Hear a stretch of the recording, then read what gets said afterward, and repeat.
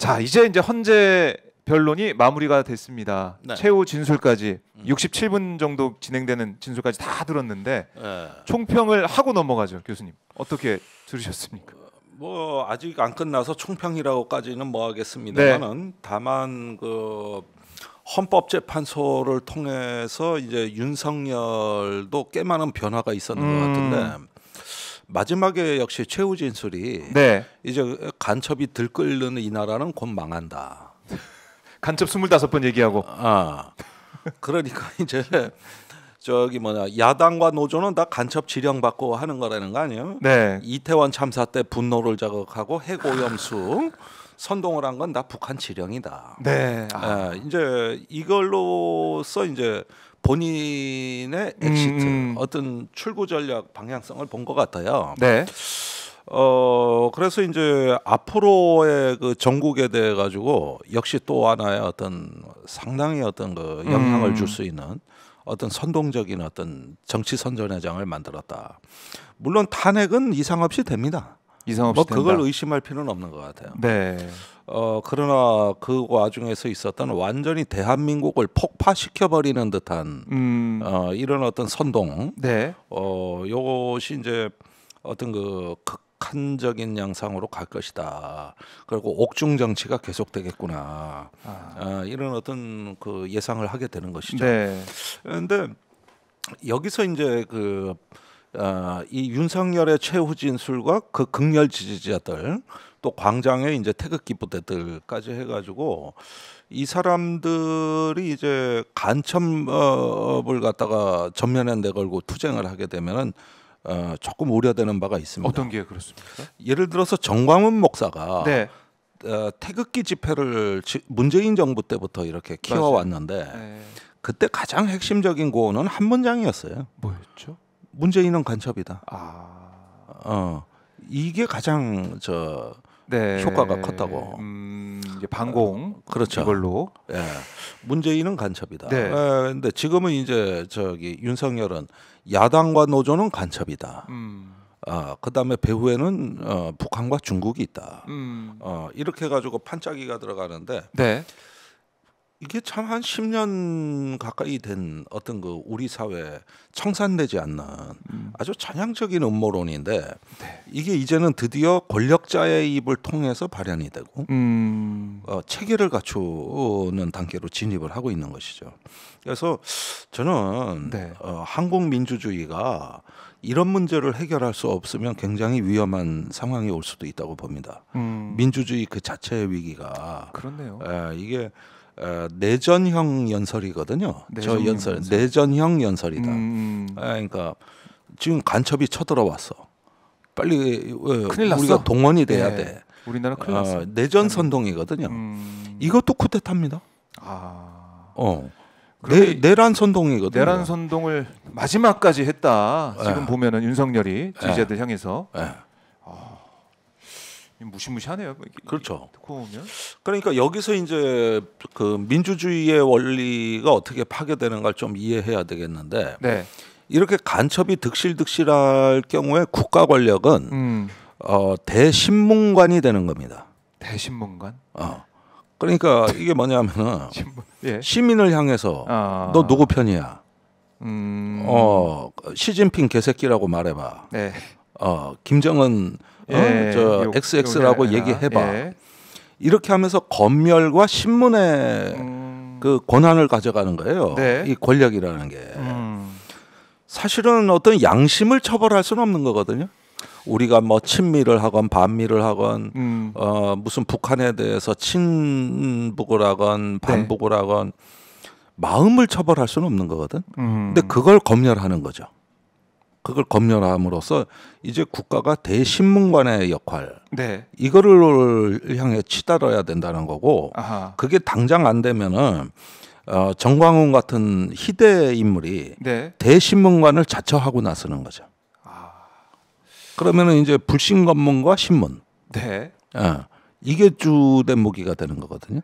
그래서 같은 시민을 향해서 윽박지르죠. 너 누구 편이야? 그렇네요. 이렇게 검문을 하는 거. 시민이 시민을 검문하려고 그러고. 이게 이제 공격의 초기 단계거든요. 그런 현상이 그 서울대에서 나왔고 이화여대에서 나왔고, 네. 또 그 광주에서 찬반 집회에서도 나왔습니다. 그러니까 이렇게 그 하나의 어떤 그 외부의 적을 상정하고 네. 이렇게 적과 동지로 나누면, 예. 그러면 그때부터는 신문의 기능을 발휘하기 시작한다. 이런 데서 이제 권력의 효능감을 느끼는 거거든. 안 되면 자기들끼리 하는 거야. 그러니까 시민이 시민을 감시하는 사회. 국가 권력이 못하면은 시민끼리 감시하는 네. 사회. 그래서 뭐 예컨대 신상 털기 같은 게 일상화되고, 예. 그게 다 검문하는 행위거든요. 그래서 뭐 헌법재판소의 재판관의 가족 관계가 어떻고 어디에 살고 지금 우리가 보고 있죠. 과거 행적이 어떻고 네. 이렇게 신상을 털고, 또 굳이 뭐 그렇게 국가기관의 보호를 받는 헌법재판관이 아니라 하더라도 일반 시민도 신상을 털고 이렇게 가는 거죠. 일반 시민들까지 신상을 털고 거기서 두려워하게 되고. 네. 그래서 오늘날 보면은 이제 남녀 젠더 갈등이 많잖아요. 네. 근데 제가 참 여성운동 페미니즘을 보면은 내 특이한 걸 느끼는데 이제 완전히 걸어 잠궜어요. 어디서 모이는지 몰라. 외부에서 보기에는 이제 자기 방어 기제가 들어가는 거지. 침탈당하지 않고 신상을 노출시키지 않으려는. 네. 이런 두려운 여성들이 완전히 폐쇄적 그 커뮤니티를 운영하고 있고, 네. 남자들은 또 남초 커뮤니티라 그래가지고 하는데, 여기는 그렇게 폐쇄적이지가 않아요. 그리고 찌질한 남자들이 환영받는 조직이거든. 우리 다 찌질하잖아. 세상 불공정하잖아. 그 다음 단계가 있죠. 때려 엎어야 되잖아. 네. 윤석열이는 뭔가는 했잖아. 국회 가서 의원들 체포하려고 그랬다. 봐. 그러고 저거라도 하잖아. 이렇게. 이제 여기는 분노의 그 증오의 커뮤니티가 되고, 네. 여성 커뮤니티는 자기 방어의 커뮤니티가 되죠. 그렇게 나눠지게 되고 분열이 되는 상황까지 간다. 이게 내전의 10단계 중에서 3 내지 4단계예요. 그런데 최근에는 공격이 나타났거든. 네. 이게 5단계로 가는 거거든요. 5단계 정도의 수준으로 가는 내전 상황인데, 윤석열은 더 높이라는 거지. 이 양상을 더 높여라. 그리고 검문해라, 신문해라. 네. 이게 쌓이는 게. 그게 간첩론의 특징이 그거거든요. 그런데 미국이 7단계입니다 지금. 미국이요? 예. 거긴 무장을 준비했잖아요. 그래서 저 오바마 때 자경단, 네. 그 백인 민병대가 한 4개 정도 됐어요. 지금 400개입니다. 그래서 내전 전 단계에서 네. 중앙선을 침범하고 드디어 돌진하려고 그랬는데, 다행히 중앙차로에 가드레인이 설치돼서 가까스로 막은 거지. 이 미친 운전자가 운전하는 자동차를 그나마 가드레일에서 막아주는. 네. 그래가지고 가까스로 선거와 그 의회 제도가 유지되고 있는. 이게 7단계예요. 8, 9단계는 뭐겠어요? 8단계는 공격 단계고, 9단계는 이제 말살 단계거든요. 그러니까 이 뭐 세르비아가 인종 청소를 보스니아 무슬림들한테 한 거라든지, 이런 내전 단계인데, 가장 놀라운 거는 10단계가 있다는 겁니다. 10단계는 어떻게 됩니까? 아니 이렇게 대량 학살보다 더 심한 단계가 뭐냐고. 10단계가 부정의 단계인데, 예.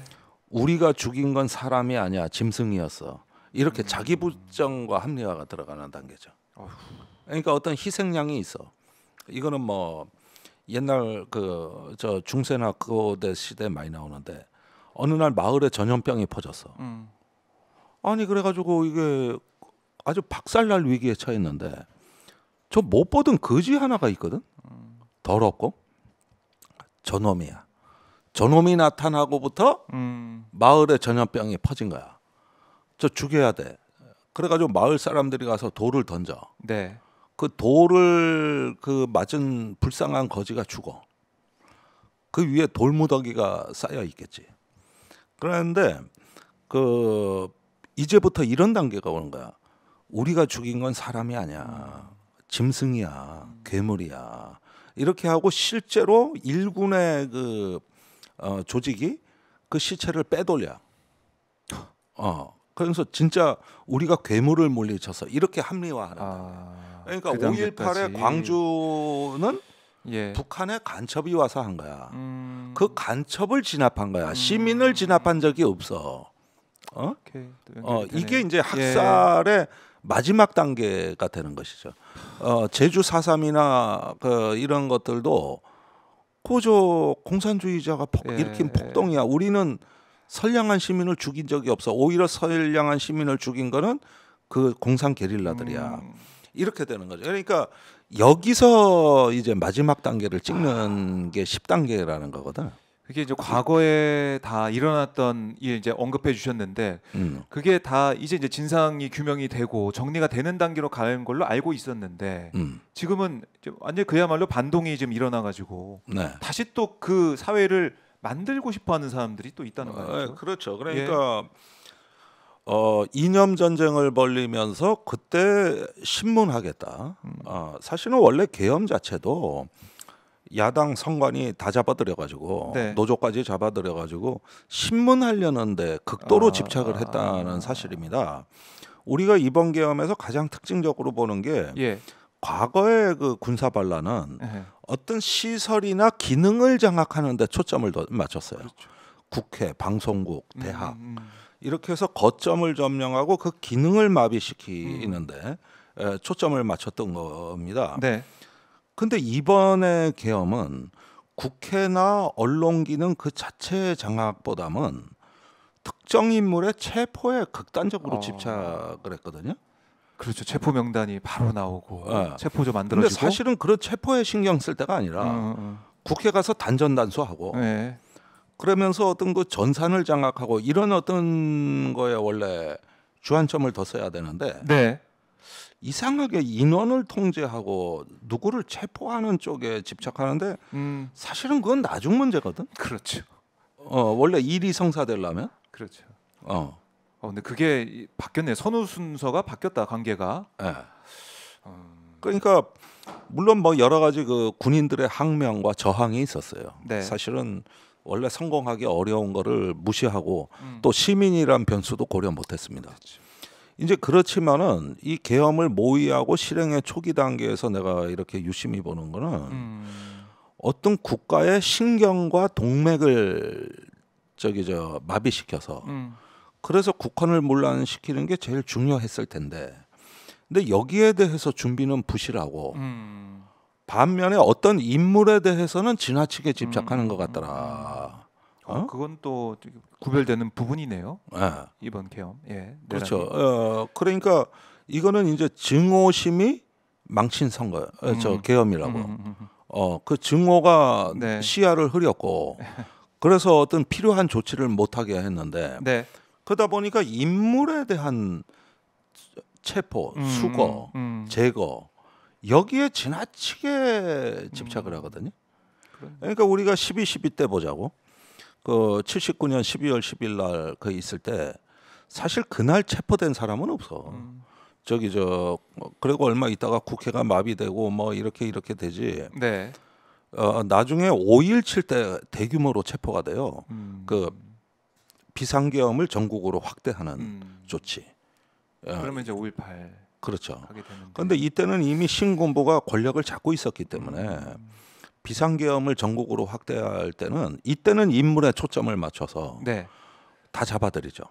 그런데 밤 10시를 기해 가지고 비상계엄이 전국으로 확대되는데 체포는 저녁 8시부터 이루어지거든요.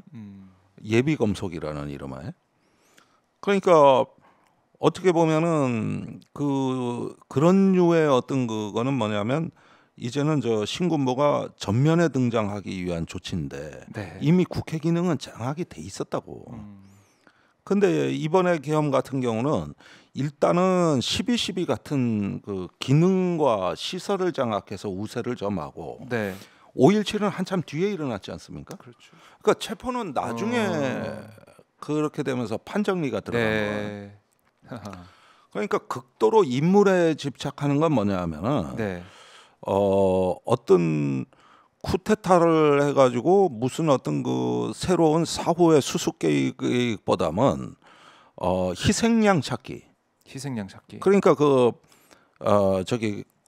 못 보던 거지가 마을에 나타났는데 그 뒤에 전염병이 퍼졌다고 선동을 하면서 네. 바로 저 괴물을 향해 돌을 던지자. 이런 류의 행위에 가깝고 네. 그것은 이제 그 희생양에 대한 폭력 행사는 될지언정 사실상 전염병에 대한 대책은 아니거든요. 그렇죠. 근데 이 전염병으로 인해서 마을 공동체의 폭력의 기운이 높아지니 그 희생양한테 그 폭력의 기운을 해소하고 배설해 버리는 겁니다. 그래서 희생양 사냥에 가까운 계엄이다. 그러니까 그 다음에 이제 부정의 단계가 나타나는 건데 우리가 죽인 건 짐승이었어. 또 뭐 우리가 체포한 애들은 간첩이었어. 중국과 북한의 지령을 받았던 거야. 이제 이렇게 연결이 되네요. 나가는 거기 때문에 이 계엄이 매우 중세식 마녀 사냥에 가까운 계엄이었다는 겁니다. 난 이거 신봉건주의라고 나는 얘기를 하는 거거든. 신봉건주의. 근대 방식이 아니라는 거예요. 그래서 그 계엄이라기보단 처절한 복수국에 가깝고 복수국에 가깝고 저기 뭐냐 이 권력의 광기가 거의 광란적인 양상으로 표출이 되는 이게 이제 전혀 통제가 안 되고 제어가 안 되는 그러니까 복수심, 증오심 이게 커 보이는 상황이었고 이게 저기 지혜의 눈을 멀게 한 거면서 이제 광란으로 치달은 거거든요.